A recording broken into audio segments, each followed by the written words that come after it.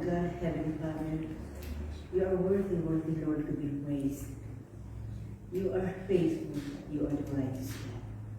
Lord, we thank you again, O Lord, for this day. We thank you for the lives of each one. And Lord, as we hear your words, Lord, let our hearts be open, our ears be open, Yes. Lord. And let the words near our hearts, Father God, and let these words, O Lord, be used in our daily lives. Yes, O Lord, I'm just your servant, O Lord. Anoint my lips, Father God, as I speak the truth. This we pray in the mighty name of Jesus, our Lord and Savior. Amen. Kahit hindi na tayo mag-upo, mag-isip, naririnig naman tayo. Yes, so ang galing-galing talaga ng ating Panginoon. Amen? Maganda ang ating weather ngayon at andito si Sister Loti sa atin. Ang saya-saya talaga ng Sister Loti. Alam niyo, nung pumunta tayo dito last week, si Sister Loti habang andyan siya na naglalakad, nakita niya kami, siya ang unang dumati. Sabi niya, nagkilo kami. Tapos sabi niya, nakita-kita, sabi niya. Sabi niya sa akin, nakita daw niya ako. Sabi ko, ha? Saan? Sabi ko, sa church, sabi niya. First time ko naman napunta dito, sabi ko. Kaya siguro, parang nakita niya ako noon. Parang siguro gano'n na makikita niya ako in somewhere, some place. Kaya nagpa naman na nag-meet kami. Ang ganda talaga ng pagkakakilala namin ni Sister Loti. Talagang anggaan. Parang matagal na kami nagkakilala. Di ba, Sister Loti? Tapos sabi niya, ito tayo sa hali. Sabi pa niya, parang yung anggaan na ihilain na kami agad sa bahay niya. Kaya, from that, hinila kami talaga. Niyaya kami with Sister Rosa sa bahay niya. Tapos, pinakita, gano'n. Tapos, andun yung talagang yung design niya na gusto din niyang, kasi sinabi namin yung purpose natin dito, na mag-ano ng church, kasi marami pag hindi nakakakilala sa Panginoon. And yan din ang niya, burden din niya yung gano'n na, yung marami pang hindi nakakalam sa Panginoon. Kaya, ayan, ginamit siya ng Panginoon, and now we are happy na nag-respond siya ng big yes. Sabi niya. Kaya, andito siya. Ang saya talaga niya kasi nung sinabi namin yun, no problem, sabi niya agad. Pupunta ako, sabi niya. And he's willing to help sa Festival of Friends. Kasi madami din daw siya. Madami siya kakilala, madami siyang kapitbahay dyan. Kaya, ang saya niya at yung nung na-meet niya kami, and then we prayed over her, and then parang nasabi na naman niya na iba daw ang nararamdaman niya. That's why we believe that the Lord is yung nag-aaral ng relation sa bawat isa. Amen. So, ang natin, our message for today is about yung kung alam ba natin talaga kung saan tayo pupunta. Amen? Kasi as we see our surroundings, the world, there are wars, diba, against nations and nations.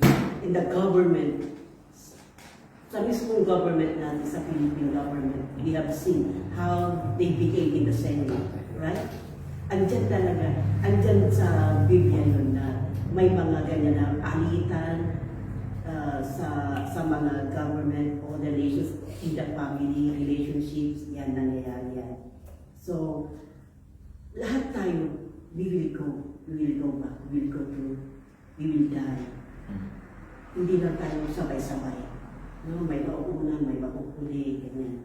So, ang tanong natin sa ating sarili, saan kaya ako mapupunta? Amen? At ang sagot natin dyan, lahat, heaven, di ba?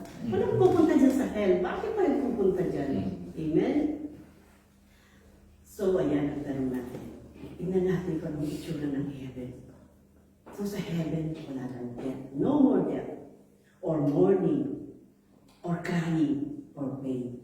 Kasi dito, ang heaven is the Father's house. Andun si God. Andun si Jesus. the Lamb of God. Andun sila. Pero sa hell naman, it is a very lake of burning sulfur. Ang init talaga dyan. Ang init, ang daming nag-iiyakan, ang daming gustong umalis dyan, pero wala na. It's too late for them. Amen? It's a forever torment to severe pain. Kaya habang andito pa tayo sa ibabaw ng mundo, let us desire na to go back to the kingdom of God. Amen? Kasi noon nga, di ba, andoon na tayo sa paraiso, sa kingdom ng Panginoon. But because of that sin na nagawa ni Adam and Eve, we were napaalis. Lumayo tayo sa Panginoon. Amen? But because of the love of God, kasi ginawa niya tayo He made us according to His image and likeness. Kaya sa pagmamahal niya na yan, ayaw niya tayo talagang mawala sa Kanya. Gusto niya babalik tayo sa Kanyang kaharian. That's why in John 3:16, it is the heart verse of the Bible. Amen? Paki-flash natin John 3:16. Ayan. Alam natin yung memorya natin yan, even Peter Chan memorize na. Okay, let's read. For God so loved the world that He gave His only, His one and only Son, that whoever believes in Him shall not perish, but have eternal life. Yeah. Eternal life ang ating, ang maibigay sa atin if whoever believes in Him, in Jesus. Yeah. So in the cross, Jesus paid it all. He redeemed us. Amen? So we are saved from what He had done on the cross. Pero, ang human, ang mga tao, nagkakasala na naman. Amen? Kaya iyan yung i-ano natin for our salvation. Kasi, huwag tayo maniniwala sa OSAS, O-S-A-S, once saved, always saved. Hindi naman pwede yung na save ka na and then still you are doing the worldly things. Gumagawa ka pa rin ng kasalanan. Amen? So for us to be always saved, we have that choice in our life. If we live in the absence of Jesus in our life or the presence of Jesus in our life, that is our choice. Hallelujah. Kaya once saved, always saved, hindi tutulog. So how then will we start on our journey to the kingdom of God? Hallelujah. Basahin niya muna natin sa John 14:5. Ito yung nangyari before Jesus answered. So Thomas said to the Lord, nung sabi ni Jesus, babalik na siya sa Father, sa God the Father. Tapos sabi ng mga disciples niya, saan ka pupunta? Sabi niya, and we want also to go where you go. Sabi niya. So Thomas said to him, Lord, we don't know where you are going. So how can we know the way? Sabi niya, kung paano namin malalaman ang daan papunta sa inyong pupuntahan? Sabi niya. And verse 6, Jesus answered. Verse 6. So, ito ang sagot ni Jesus Christ. I am the way, the truth, and the life. No one comes to the Father except through me. Yeah. So, very clear yung pagsabi ni Jesus, na siya ang daan, ang katotohanan, at ang buhay. Walang makakapasok sa kaharian ng kanyang Ama, kundi siya. So, Jesus Christ is the mediator. Amen? Siya yung siya yung daan papunta sa Diyos Ama. So, tayo ang mga tao na makasalanan, tayo ang si Jesus Christ ang nasa sentro kung paano tayo makakapunta kay God the Father. Amen. So, Jesus is the way, sabi. Tignan na natin siya. Jesus is the way. In Matthew chapter 7, verse 13 to 14. Okay. So Jesus is the exclusive path to God and eternal salvation. Yun nga yung nabasa natin kanina. Except through me, sabi niya. So, ito mababasa natin dito sa Matthew, sabi dito, enter through the narrow gate, for wide is the gate and broad is the road that leads to destruction, and many enter through it. 14. But small is the gate and narrow the road that leads to life, and only a few find it. Amen. So ito, may dalawa pala. May dalawa palang daanan. Meron yung wide gate, malawak siya. So, kanya madaming pupunta dyan kasi maluwag eh, hindi sila mabubunggo or whatever. So, sige na, doon lang sila dadaan. Tapos sa kabila naman is a narrow gate. Masikip siya. Masikip siya. So, kailangan mong ano yung katawan mo para makadaan ka doon. Amen? Yung titignan mo maigi at iaan mo yung katawan mo para makapasok ka doon. But it says here, the wide gate, ito yung road, malaki, dito napupunta ang ibang tao, the Christians. Amen? So in here, yung pagsamba nila sa Panginoon is very light. They know Jesus. They know Jesus that Jesus is in their life. Pero hindi nila ginagawa yung mga commands ni Jesus. Amen? Yung parang, sige lang, parang on Sundays, they are prayerful, mananalangin sila, magsamba sila sa Panginoon. But outside the church or the following days, wala na. Parang gawin na nila yung gusto nila. Yung nasisiyahan sila sa na gumagalaw sa mundo. Ginagawa nila yung kagustuhan ng mundo. Amen? Amen? So it seems very easy but leads to distraction. Amen?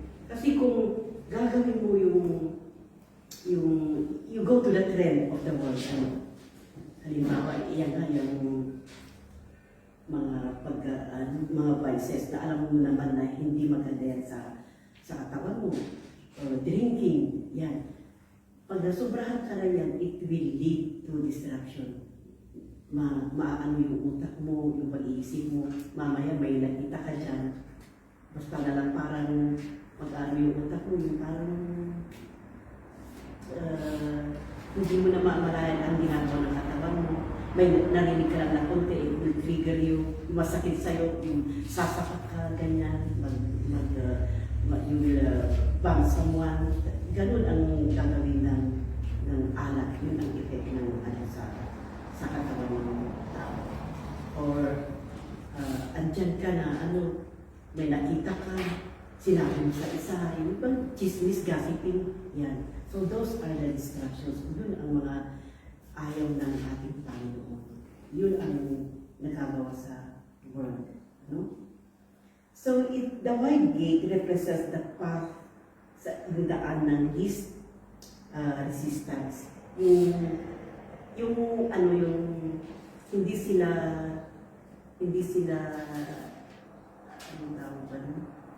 nakaka-resist sa temptation. Yung madali silang mag-tempt. Yun. Ito yung mga taong dumadaan sa wide gate. So it is easy, it is popular, and accommodate worldly desires. Yun ang gusto nila, yung binibigay na kasiyahan ng mundo.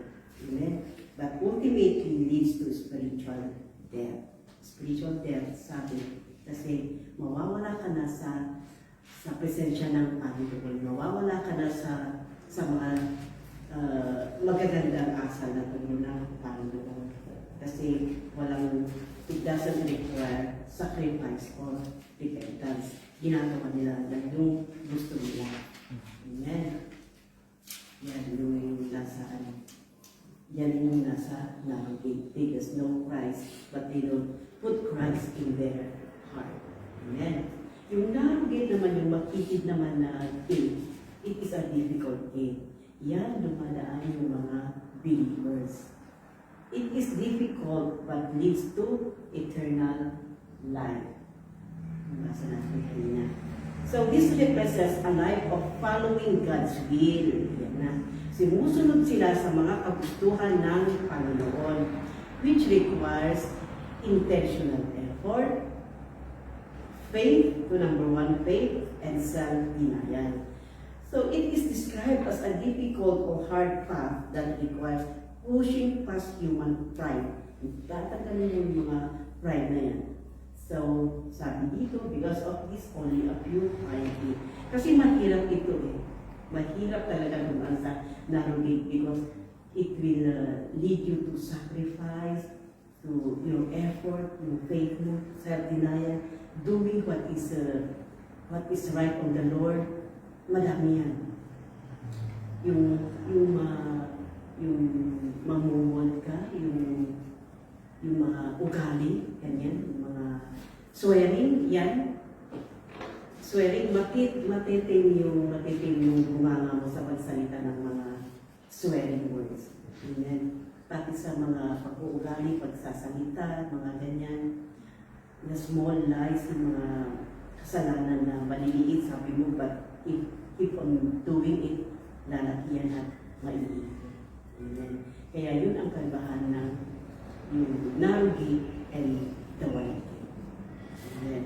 So, yan natin sa ating sarili kung saan na pala ako tumatatan. Amen. Kasi nga ito pinag-aaralan natin, our verse today is in John 14:6. No? So, ayan. So, Jesus is the bridge to God. Jesus is the physical and spiritual way, path to reconciliation with God the Father. Through His deeds and resurrection, yung ginawa niya yung sa cross and His resurrection, He removes, naalis na yung barrier ng human sin. Diba? He redeemed us already. Offering direct access to God. So, malaya na tayo magsamba, our access papunta sa Panginoon. Yan. So, itong mga kasalanan na ito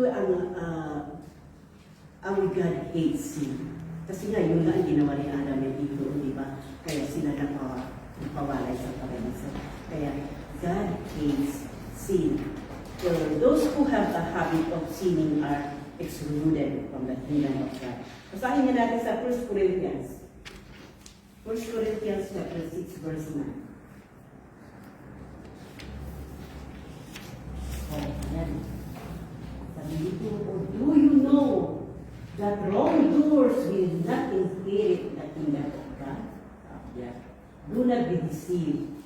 Neither the sexually immoral, nor idolaters, nor adulterers, nor men who have sex with men. Kaya ito natin sa 10. Verse 10. Nor thieves, nor the greedy, nor drunkards, nor slanderers, nor swindlers will inherit the kingdom of God.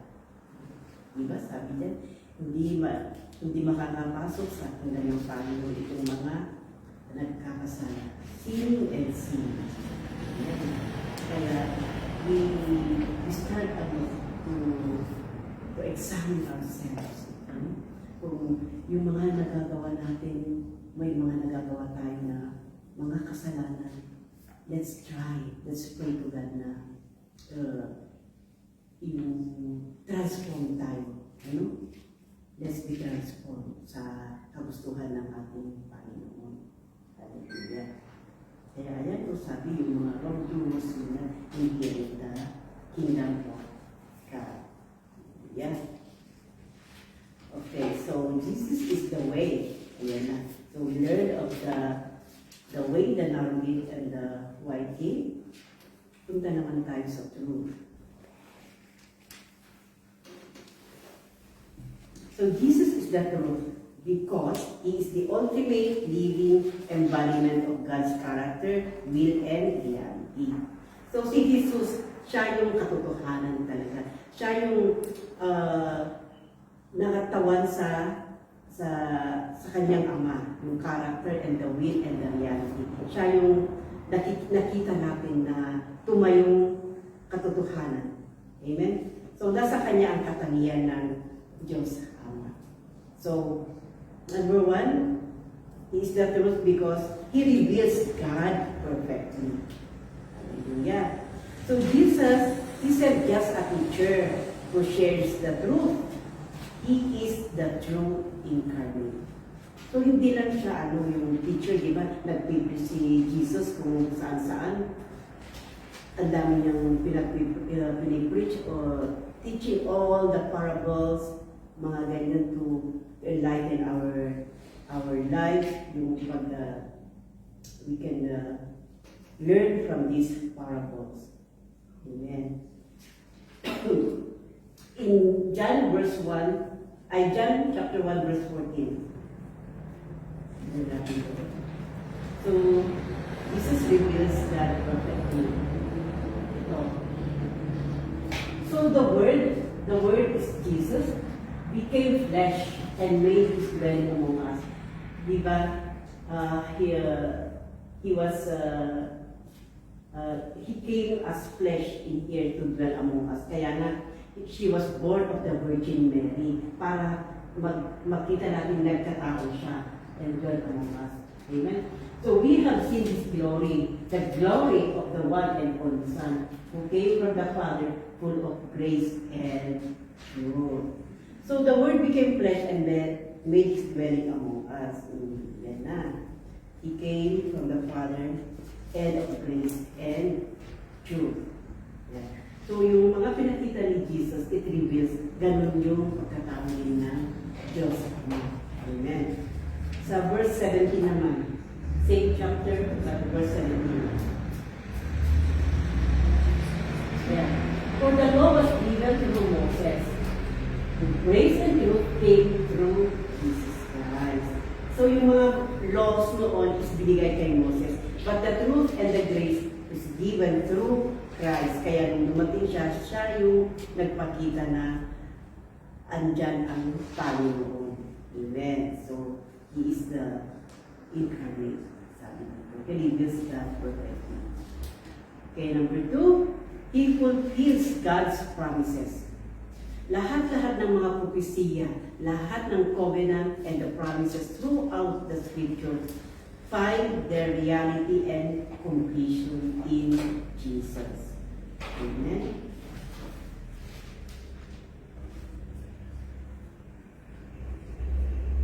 So, lahat yung mga promises ni Jesus, ang dami-daming promises diyan sa Bible, di ba? That Jesus fulfilled in our lives. Halimbawa yung testimony ni Sister Ella, that Jesus is her provider, that Jesus never forsake her nor leave her. See? Parang imposible sa kanya na, sabi ng agent niya na baka mapapauwi ka na. Hindi magagrant yung visa niya. But you see, God worked in her life because Sister Ella believed that with the promises of God, na hindi siya kapabayaan. Amen? And see, nagrantan yung yung student visa niya. Hallelujah. Yeah. So, God really works in our lives. Amen. Madami tayo kanya-kanya tayong nakaramdam, kanya-kanya tayong naka-experience, naka-encounter sa promises ng ating Panginoon. Amen. And like me is the Isaiah 41:10. Doon talaga parang na ako because sa buhay, sa relationships, mga ganyan. But when I live on the promise of God that He will lead me with His righteous right hand, mga ganyan sa Isaiah. Kumapit ako doon na promises sa akin. Kaya sabi ko, pag may mga nararamdaman ako, that I'm in trouble, in trials like that, talagang, yes, Lord, andyan lang yung kamay mo na mag-lead sa akin. Kaya, yes, Lord, thank you, Lord, for lifting me up. Ganyan lagi ang inaano ko sa Kanya. And it really works. God is working. God is ginagampanan niya yung promise niya talaga. Hindi, God doesn't lie. All His promises are true. Amen. Basahin natin sa 2 Corinthians, that it is true. Our God is the promise keeper. 2 Corinthians chapter 1 verse 20. Oh, ayan. Diba? For no matter how many promises God has made, they are yes. They are yes in Christ. And so, through Him, the Amen is spoken by us to the glory of God. Hallelujah. Lahat ng promise niya, tinutupad niya. He is the promise keeper. Amen. Lahat yan is yes. And then we say also, Amen. Let it be. Hallelujah. Ang galing talaga ng ating Panginoon. Amen. Maniwala tayo, we serve Him, we glorify Him, we do and obey what He says to us. Laging yes ang promise niya sa atin. Hallelujah. Okay. Number 3, He frees us from falsehood. So Jesus taught that knowing Him exposes the reality of our condition and brings spiritual freedom. Hallelujah. Talaga, pag talagang we know Him deeper and deeper, the reality of our condition, it will bring spiritual freedom. Malalaman talaga natin kung sino siya. We will be freed. Amen? Basahin natin sa John 8. John 8:31 to 32.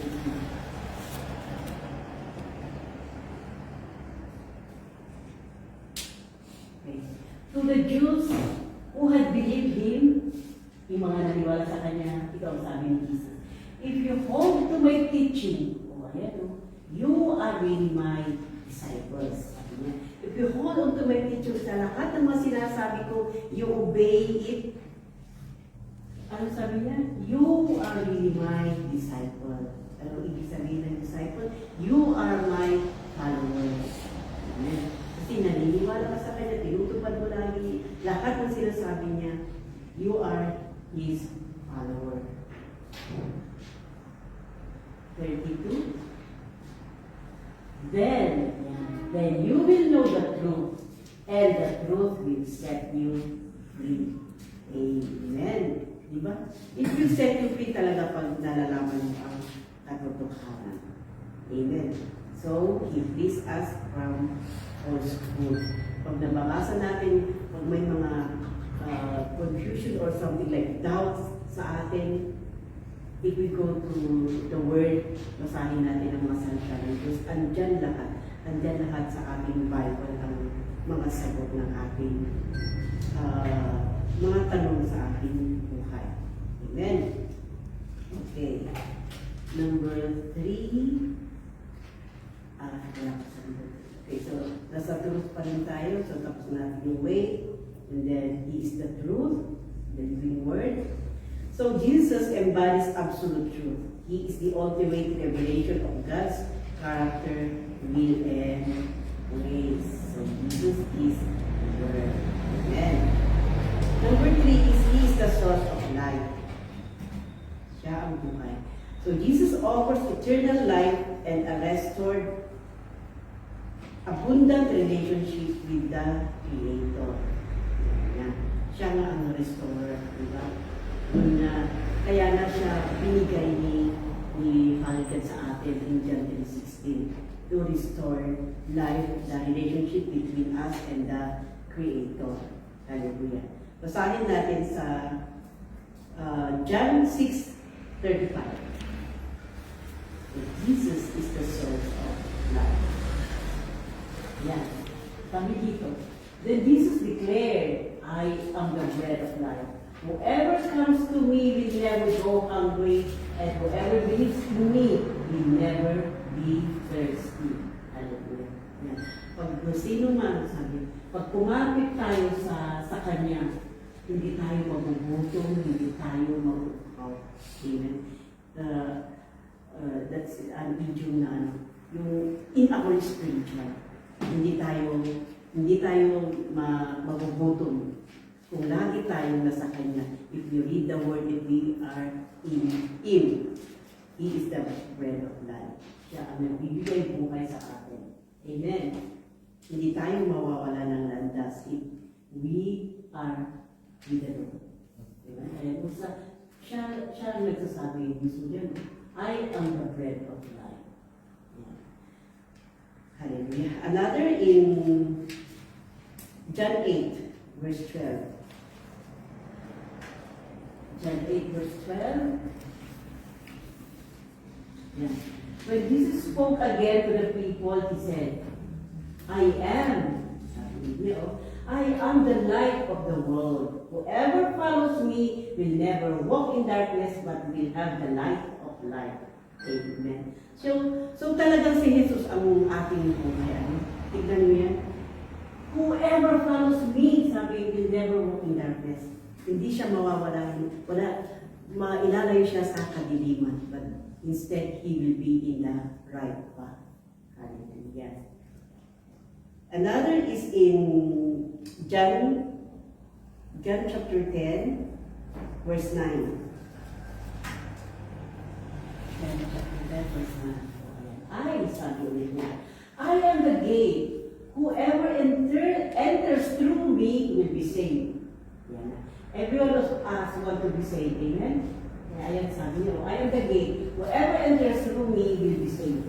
They will come in and go out and find pasture. Hallelujah. So He is our shepherd. Talagang binabantayan tayo ng ating Panginoon. Siya ang ating buhay, the source of life. Amen. Kaya ayun. So nung sabi niya, I am the way, the truth, and the life. No one comes to the Father except through me. Hallelujah. So, ang tanong natin sa ating mga sarili, are we really following Jesus? Kung gusto natin ma-save tayo, gusto natin mapunta sa kingdom ng ating Panginoon, we question ourselves kung are we really a disciple of the Lord, a follower of the Lord. Ano yung mga sinabi natin kanina? Away from sin. Because God hates sin. Diba? So, ayan. Natutunan natin kung saan tayo dadaan. Kung ano yung mga that God, Jesus is the truth and the life. Siya ang source of life natin. Amen. Ipakita nga sa kanya yan. Whoever enters through me will be saved. Kaya nga, siya ang life ko. I am the way, sabi dito. Hallelujah. So, ayan. In our struggles in life talaga, ang dami talagang temptations ngayon. Kaya if we will not dwell in the Lord, if we will not stay in the Word, kung hindi na, tinatarik po na natin ang Bible, hindi natin ino-open, hindi natin binabasa, ano ang fuel natin, ano ang magbibigay sa atin ng, magre-remind sa atin ng gagawa ng kabutihan. Kung hindi tayo nagbabasa, hindi tayo nag-listen ng salita ng Panginoon. Amen? So, ano ang may tutulong ng ano ang tulong para sa atin so that you will be always in the presence of the Lord? Read your Bible, you study the Word, you worship the Lord. Every time, lahat man ng nangyayari sa atin, give thanks to the Lord. Ano? Pag-gising natin sa umaga, we say thank you, grateful for our life na nabuhay. Gising tayo na nabuhay. Malaki na yun to give thanks to the Lord. Thank you, Lord, I wake up alive. Masisiyahan ang Panginoon ko. Amen. And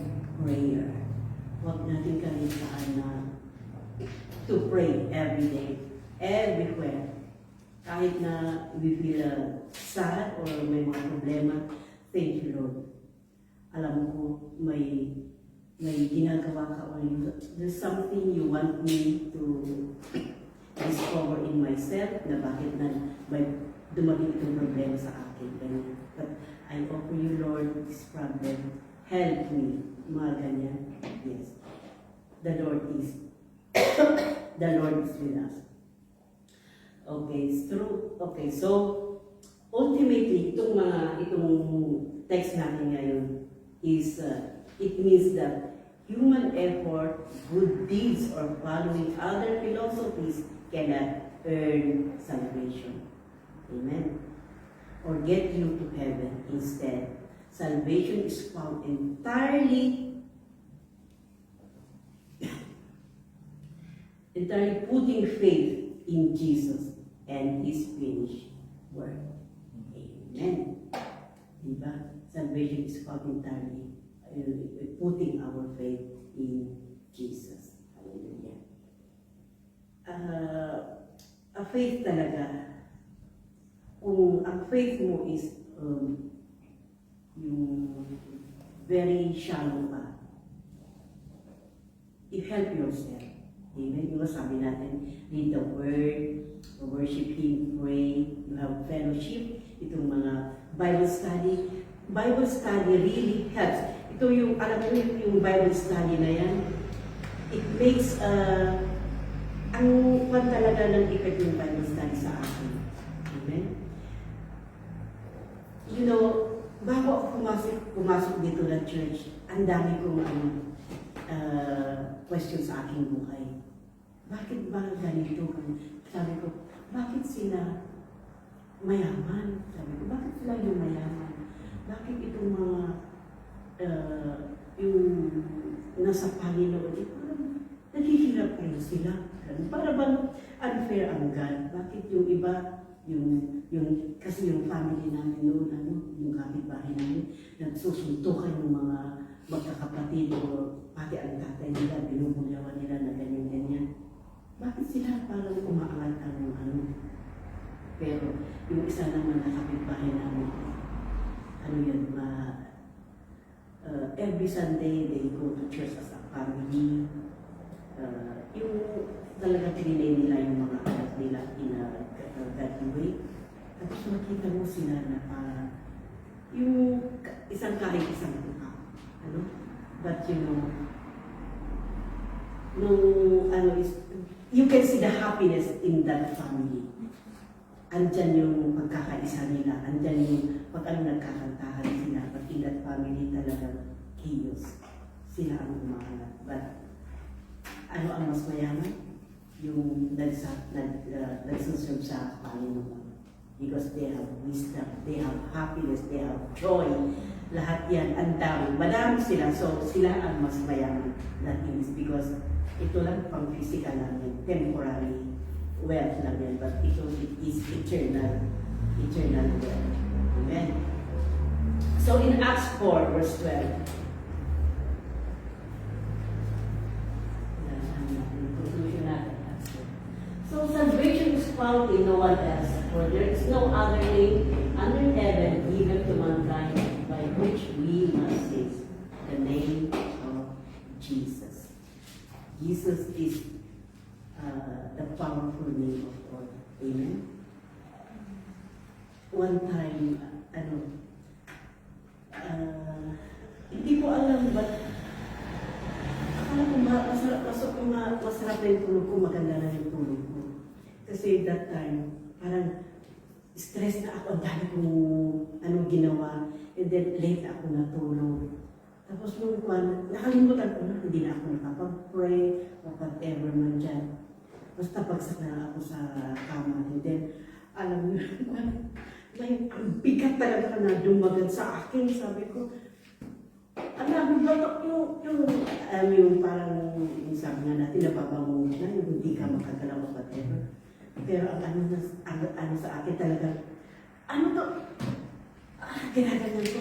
Sabi ko, Oh, sabi ko, in Jesus' name, in Jesus' name. Oh Lord Jesus, sabi ko, talagang inanong yung pangalan niya, Jesus, help me, Jesus, help me, sabi ko, ganyan. You devil, if you are the evil spirit, you go out from me, sabi ko, ganyan. Wala kang karapatan na pumasok sa aking buhay, wala kang karapatan na ano ng whatever your plans to me, sabi ko, ganyan. In Jesus' name, sabi ko, ganyan. Na ano ko, naramdaman ko yung pag-alis niya.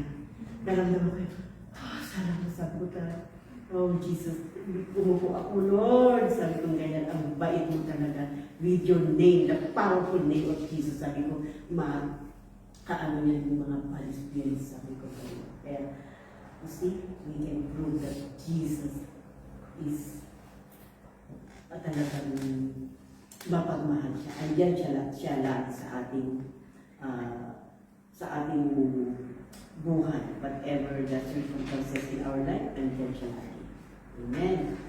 Ayan. So, salvation is found in no one else, for there is no other name under heaven given to mankind by which we must be saved. Kaya nga sabi niya, I am the way, the truth, and the life. No one comes to the Father except through me. Amen. So, di ba, ang ganda talaga ng how Jesus what have He done in our life. Amen. Siya lang ang ganun na He died for us in the cross. Hallelujah. Kaya it's our choice if we want to live our life in the absence of Jesus or in the presence of Jesus Christ. Amen. Hallelujah. So ayan, so if you want to be saved, we stay with the Lord. Amen. So sabi nga sa kanina, yung binasa natin, if you hold on to my teaching, you are really my disciples.